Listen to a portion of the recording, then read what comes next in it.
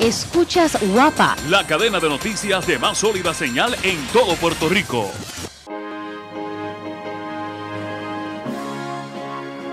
La oposición es la suerte que le toca a todos aquellos a quienes emplea Dios para que prediquen verdades aplicables, especialmente a su época. Había una verdad presente o de actualidad en los días de Lutero, una verdad que en aquel tiempo revestía especial importancia. Y así hay ahora una verdad de actualidad para la iglesia en nuestros días. Porque el Señor es el Espíritu. A continuación, el programa Restaurando la Verdad Presente. Muy buenos días, mis queridos hermanos, y bienvenidos a su programa radial Restaurando la Verdad Presente. Les habla para ustedes en esta hermosa mañana Jeffrey Mercado y me acompaña el hermano Juan Berganzo. Reciban un caluroso saludo a todos los que nos están escuchando por estas ondas radiales y también los que nos están sintonizando por internet. El tema de hoy, como ya saben, es la segunda parte del tema de la semana pasada y lleva por título ¿Cuál fue la enseñanza dada por Dios en nuestra historia pasada? Hoy vamos con la segunda parte y este tema va a tener una tercera parte. Antes de entrar en tema, vamos a pedirle al hermano Juan que nos dirija en oración para empezar con la autoridad del cielo. Eterno Padre y bondadoso Dios, te alabamos y te glorificamos en esta mañana. Sí, Padre. Padre, hoy pedimos que te manifiestes con poder, Señor, Amén. en este programa. Padre, que todo sea dirigido por ti, amado Dios. Sí, Padre. Padre, que tú puedas impactar nuestros corazones y también lo del radio escuchas con la programación que tenemos esta mañana de suma importancia para el pueblo de Dios. Amén. Estas bendiciones te las imploramos en el nombre y por los méritos de tu Hijo amado Cristo Jesús, a quien sea la honra y la gloria por los siglos. Amén. Amén. Gracias, Padre. Bien, mis queridos hermanos, les dejamos saber que el tema de esta mañana está dirigido específicamente a los adventistas del séptimo día. El versículo de introducción en esta mañana lo encontramos en el Evangelio según Juan, el capítulo 17, versículos 25 y 26. Y dice la santa palabra de Dios: Padre justo, el mundo no te ha conocido, pero yo te he conocido. Y estos han conocido que tú me enviaste. Versículo 26. Y yo les he dado a conocer tu nombre, y lo daré a conocer aún, para que el amor con que me has amado esté en ellos, y yo en ellos. Amén, amén, gloria a Dios. En el programa pasado repasamos algunos aspectos históricos relacionados con la definición de quién es Dios entre algunos cuerpos cristianos y cómo se la arregló la mayoría para perseguir a los que no aceptaron sus postulados. Presentamos cómo el Todopoderoso mantuvo una cadena de verdad desde los días de la iglesia primitiva hasta el pueblo remanente de Dios, mediante diferentes cuerpos religiosos representados por la iglesia en el desierto de Apocalipsis capítulo 12. Finalizando el programa, hablamos acerca de un mensajero de Dios del movimiento milerita llamado William Ellis Foy, quien recibía sueños y visiones. Compartimos una cita de Elena White donde ella mencionaba que Foy había tenido 4 visiones y que las mismas habían sido escritas y publicadas. En el programa de hoy vamos a continuar el tema donde lo dejamos y vamos a presentar información importante para todo verdadero adventista. Y hará la pregunta: ¿por qué nunca nos ha hablado acerca de esto? Que el Espíritu de Jesucristo sea el que nos guíe en esta mañana y el que pueda impresionar tu corazón con la pura verdad. Amén, que así sea. Mis queridos hermanos, ahora, de acuerdo a la sierva del Señor, William Ellis Foy tuvo visiones legítimas. Y no solo una vez, sino 4 veces. Y quiero destacar que las mismas fueron escritas y publicadas. Lo que me lleva a la siguiente pregunta. ¿Han leído alguna vez de sus visiones? Lo que nos han vendido como adventistas es que antes de Elena White hubo 2 mensajeros y que ambos rechazaron el llamado de Dios para dar a conocer sus visiones. Solo entonces eligió Dios a Elena White. Uno de esos fue Hazen Foss, que era pariente de Elena White. Y el otro, como presentamos en el programa pasado, era William Ellis Foy. De acuerdo a lo que nos enseñaron, estos no fueron fieles y Dios entonces usó a Elena White. Pero sabían que eso no es totalmente cierto, no es muy certero. Es cierto que Hazen Foss no quiso dar a conocer sus visiones, pero William Foy escribió y publicó las suyas. Elena White en un momento dado obtuvo copias de ellas y como demostramos en el programa pasado, ahora ambos se conocieron. En cierta ocasión, Elena estaba compartiendo algunas cosas que Dios le había revelado y de repente se levantó un hombre en medio de la congregación y dijo, eso fue exactamente lo que el Señor me mostró a mí. Después de ese incidente, William Foy no tuvo más visiones. El Todopoderoso ya había elegido quién compartiría sus mensajes. Sí, mis hermanos, pero hay un detalle muy interesante. William Foy tuvo algo que decir en cuanto a quién es Dios. Y esto fue lo que dijo. Lo escribió en el libro La experiencia cristiana de William Foy. Esta fue una visión que tuvo acerca del cielo y dice así. En el lado derecho del monte apareció un poderoso ángel con vestiduras semejantes a oro bruñido. Sus piernas eran como columnas de fuego, cuyo aspecto era como el relámpago, y su corona iluminaba este lugar ilimitado. Y los que no habían pasado por la muerte no podían mirar su rostro. Entonces contemplé sobre el monte letras de oro puro que decían, el Padre y el Hijo. Justo debajo de estas letras se encontraba el poderoso ángel, cuya corona iluminó el lugar y todo el ejército del celestial adoró a sus pies alrededor del monte. La experiencia cristiana de William Foy, páginas 12 y 13. Wow, interesante visión para un milerita. Eso es algo que tienen que considerar, mis queridos hermanos. Esa visión que acaba de leer el hermano es la visión de un milerita. ¿Quién piensan ustedes que era ese ángel que él vio en la visión? Era Cristo, el Hijo del Dios viviente. Y lo sabemos porque en la visión recibe adoración.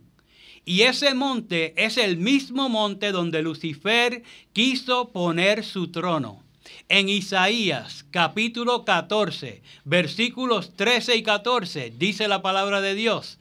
Tú que decías en tu corazón, subiré al cielo, en lo alto junto a las estrellas de Dios, levantaré mi trono, y en el monte del testimonio me sentaré, a los lados del norte. Versículo 14. Sobre las alturas de las nubes subiré y seré semejante al Altísimo. El enemigo, el Señor lo reprenda, como pueden ver, deseaba recibir adoración. Y este es el monte donde se encuentra el trono de Dios. Es donde está Dios recibiendo adoración. Y lo interesante de la visión de Foy es que ahí mismo está escrito en letras de oro quién es adorado en ese monte. Y dice que es el Padre y el Hijo. Ciertamente no era una Trinidad.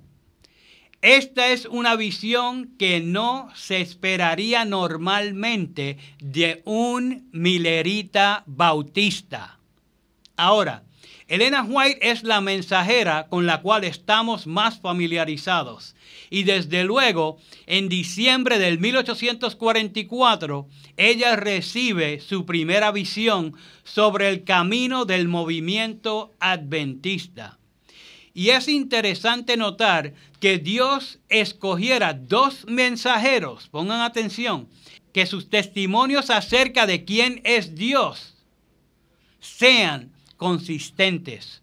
No cuadraban con lo que los hombres decidieron en el siglo IV y no cuadraban con lo que dice la Iglesia papal. Pero la verdad no se vota, la verdad no la decide el hombre. La verdad es. Aquí podemos ver que lo que Dios dice de sí mismo es cónsono con la verdad revelada una vez a los santos. Amén. Elena White, antes de unirse al movimiento milerita y antes de ser adventista del séptimo día, fue criada en la iglesia metodista. Y como metodista, vemos que la fe de ellos en cuanto a quién es Dios es la siguiente. En la unidad de esta deidad hay tres personas de una substancia, poder y eternidad: el Padre, el Hijo y el Espíritu Santo. El primer artículo de la religión metodista en la página 8. Traducción del libro en inglés. Como puede ver, la fe metodista en cuanto a quién es Dios es idéntica a la fe romana. Está basada en el credo atanasio. La iglesia metodista apoya el concepto de la Trinidad y Elena White, siendo metodista, fue criada con esa creencia, al igual que William Foy siendo bautista. Eso fue lo que le enseñaron sus padres. En el caso de Elena, su padre era uno de los pilares de la iglesia metodista en esos días. Y es importante tener eso en mente, mis hermanos, porque ella tenía cierto entendimiento, pero cuando pasó a ser adventista, Dios comenzó a revelarle cosas. Y ella descartó ese concepto, como pronto veremos. Hoy día, que la corporación Omega ha aceptado la mentira de la Trinidad. Muchos nos quieren hacer ver que Elena White enseñó el concepto de la Trinidad.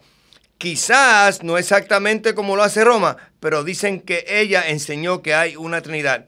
Por lo tanto, es necesario tener en mente su trasfondo antes de ser adventistas, porque solo así notaremos el cambio.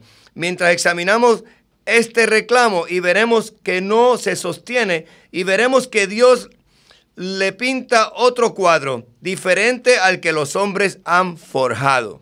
Gloria y honra a su santo nombre. Alabado sea nuestro Dios. Pero vamos a ver lo que ella sí dice acerca del progreso de la verdad versus la verdad progresiva que evoluciona de una mentira, según cuentan hoy los de la apostasía Omega. Según ellos, Elena White comenzó a escribir cosas, pero según iba pasando el tiempo, ella progresó y al final de sus días desarrolló el concepto de la Trinidad o del Dios Trino. Aunque con una leve variación del concepto católico, pero no tanto como para enfadar a Roma ni al Concilio Mundial de Iglesias, quienes los han aceptado hoy día como trinitarios bona fides. Lo que nos lleva a la pregunta para meditar: ¿será esa la naturaleza de la verdad progresiva? A nosotros se nos dice lo contrario. La verdad progresiva es en realidad consistente con la verdad. Amén. Memorícense eso, mis queridos hermanos. No evoluciona del error. Noten lo que dice ella en la siguiente cita.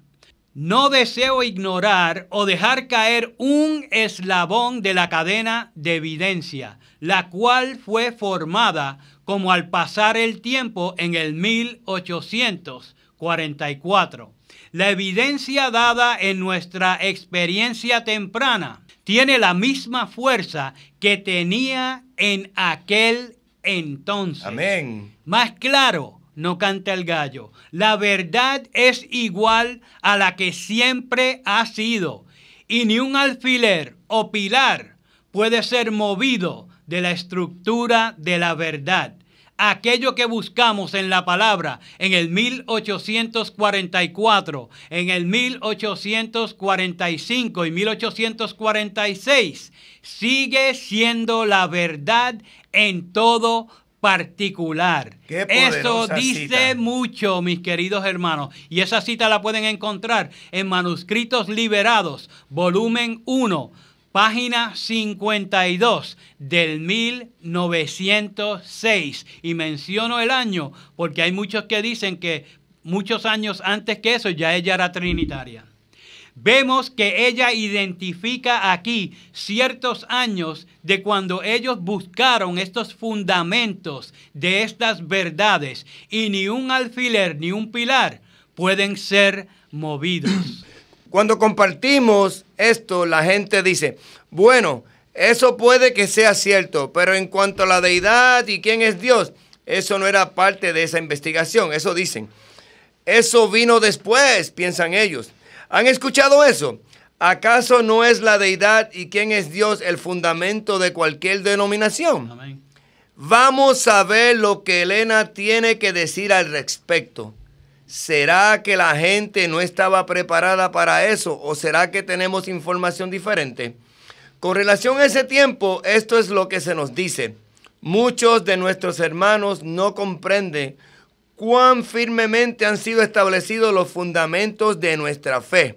Dice ella, mi esposo, el pastor Joseph Bates, el padre Pierce, el pastor Edson y otros que eran perspicaces, nobles y leales, se contaban entre los que después de pasar la fecha del 1844, escudriñaron en procura de la verdad como quien busca un tesoro escondido. Amén. Cuando llegaban al punto en su estudio donde decían, no podemos hacer nada más, el Espíritu del Señor descendía sobre mí y era arrebatada en visión y se me daba una clara explicación de los pasajes que habíamos estado estudiando. Oigan bien, con instrucciones en cuanto a la forma en que debíamos trabajar y enseñar con eficacia. Así se daba luz que nos ayudaba a entender los textos acerca de Cristo, su misión y su sacerdocio. Amén. Mensajes selectos, tomo 1, página 241, el párrafo 1, mis hermanos. Amén. Como pudieron ver, mis queridos hermanos, aquí ella habla del fundamento de nuestra fe. Y dijo que como parte de nuestra fe, cuando estudiaban la Biblia o cuando llegaban a un punto de la Biblia donde estaban en desacuerdo, un punto difícil, o no entendían, ella era tomada en visión y un entendimiento claro de ese versículo le era dado con instrucciones de cómo debían laborar y enseñar. De esa manera llegaron a entender correctamente 3 cosas: Cristo, su misión y su sacerdocio. En otras palabras, nuestros pioneros entendían perfectamente la enseñanza bíblica en cuanto a quién es Cristo Jesús. Amén. Eso es necesario para que puedas entender su misión y su sacerdocio. No puedes apreciar bien su misión y su sacerdocio a menos que entiendas quién verdaderamente es Él. Aquí, eso es presentado como siendo un fundamento de nuestra fe. Y ya vimos anteriormente que estos puntos fundamentales que fueron investigados en la santa palabra de Dios no pueden ser alterados. Esto es una evidencia que debería aclarar cualquier controversia sobre este asunto. Es importante tener esto en mente mientras continuamos. Algunos argumentan que hablar sobre la deidad no es un fundamento doctrinal, que no es un pilar de la fe. Pero es interesante notar que encontramos en el espíritu de profecía que entender y saber quién es Dios y su personalidad sí es un fundamento y punto de referencia o un hito de nuestra fe, muy cierto. Creer lo contrario echa por tierra a Juan 17:3. Noten lo que se nos dice en la siguiente cita, mis hermanos. Aquellos que buscan remover los antiguos hitos no están sosteniendo firmemente, no se están acordando de cómo han recibido y han oído. Aquellos que tratan de traer teorías que removerían los pilares de nuestra fe con relación al santuario o con relación a la personalidad de Dios o de Cristo, están trabajando como hombres ciegos. Ellos están buscando traer incertidumbres para dejar al pueblo de Dios a la deriva sin un ancla.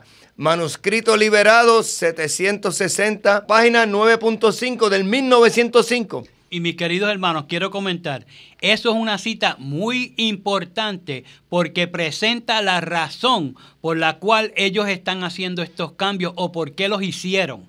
Era para mantener al pueblo a la deriva. Mis queridos hermanos, tenga eso en mente. Muy importante tener eso en mente. Por lo tanto, la personalidad de Dios o Cristo es un punto de referencia muy importante, no menor que el conocimiento del santuario. ¿Quién está trabajando en el santuario celestial y de qué trata todo esto? ¿Qué es más importante, el edificio o quién está oficiando en el edificio? La respuesta es obvia, mis hermanos. Esto es muy significante. ¿Saben quién es el que está en el santuario? Y sabemos que su ministerio envuelve también al Padre. Es Cristo, el Hijo de Dios. Está intercediendo entre los pecadores arrepentidos y su Padre. La iglesia entendió correctamente la personalidad de Dios y de Cristo. El tratar de presentar lo contrario es realmente ridículo. Escuchen lo que Jaime White dijo acerca de este aspecto en particular. Podríamos mencionar la Trinidad, la cual deshace la personalidad de Dios, escuchen, y de su Hijo Jesucristo. Review and Herald, 11 de diciembre del 1855, mis hermanos. Eso es bien importante porque pueden ver que ellos ya estaban fundamentados en la verdad y no podían después cambiar. Quiero hacer un comentario. Mis hermanos, lo que está pasando hoy día es que los hermanos no escudriñan. Tenemos un espíritu de profecía que nos aclara nuestra fe, que nos ayuda a caminar como debemos caminar, pero no, escuchan a los hombres que están parados en los púlpitos enseñando mentiras del diablo. Lo que acaban de escuchar es el resultado de esos estudios que tuvo junto a los demás pioneros mencionados anteriormente en la cita de Elena White. Lo que nos deja claramente ver que la deidad, quien es Dios y quien es su Hijo, fueron una parte esencial del fundamento de nuestra fe. De la misma manera que la Iglesia Católica expresa que la doctrina de la Trinidad es su creencia o doctrina fundamental sobre la cual todas las demás doctrinas están basadas. Pero aquí Jaime White está hablando en representación de la Iglesia Adventista o del movimiento que surge después del movimiento Millerita. Él es uno de los fundadores de nuestra iglesia y la iglesia entendía claramente que el concepto de la Trinidad destruye la personalidad de Dios y de Cristo. Algunos no quieren ver esto en su justa perspectiva, algunos no lo quieren aceptar con tal de mantenerse amparados en la apostasía. Algunas personas dicen: eso es una declaración rara y no sé si Jaime White estaba en lo correcto.